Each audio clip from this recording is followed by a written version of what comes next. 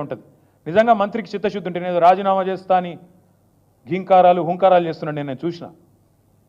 మంత్రి గారు నేను అడుగుతా ఉన్నా, నిజంగా నీకు చిత్తశుద్ధి ఉంటే నువ్వు రా, మీరు నేను ఇద్దరం కలిసి హైకోర్టు సీజే దగ్గర పోదాం, వెంటనే సిట్టింగ్ జడ్జితోని ఎంక్వైరీని అడుగుదాం.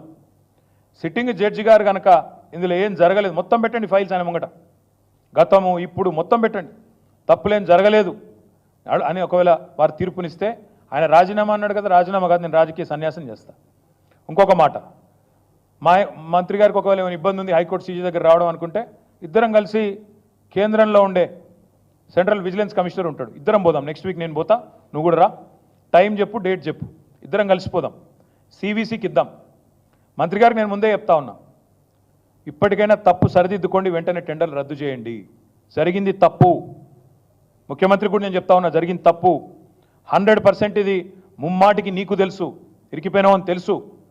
ఆశ్రిత పక్షపాతం లేకుండా, రాగద్వేషాలు లేకుండా నేను నా బంధువులకు నా కుటుంబానికి సాయం చేయను అని చెప్పి ప్రమాణ స్వీకారం చేసిన ముఖ్యమంత్రి, నీ డిపార్ట్మెంట్లో నీ కింద ఉండే మున్సిపల్ డిపార్ట్మెంట్లో నీ బావమరిది ఏది 2 కోట్లు లాభం పోయిన సంవత్సరం అంతకుముందు సంవత్సరం ఆర్జించిన ఒక కంపెనీ, కేవలం 2 crores ప్రాఫిట్ ఉన్న కంపెనీకి 1000 కోట్ల కాంట్రాక్ట్ ఇచ్చి అవినీతి జరగలేదంటే ఎవడన్నా ప్రపంచంలో నమ్ముతాడా? వస్తావా మరి?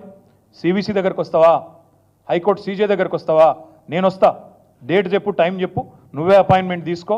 మంత్రి గారికి అంత చిత్తశుద్ధి ఉంటే రా, నేను వస్తా, వాళ్ళ విచారణ మొత్తం ఫైల్స్ పెట్టండి. ఇప్పటికైనా ప్రభుత్వాన్ని నేను డిమాండ్ చేస్తున్నా, సిగ్గు తెచ్చుకోండి, ఇంత బరి తెగింపు మంచిది కాదు.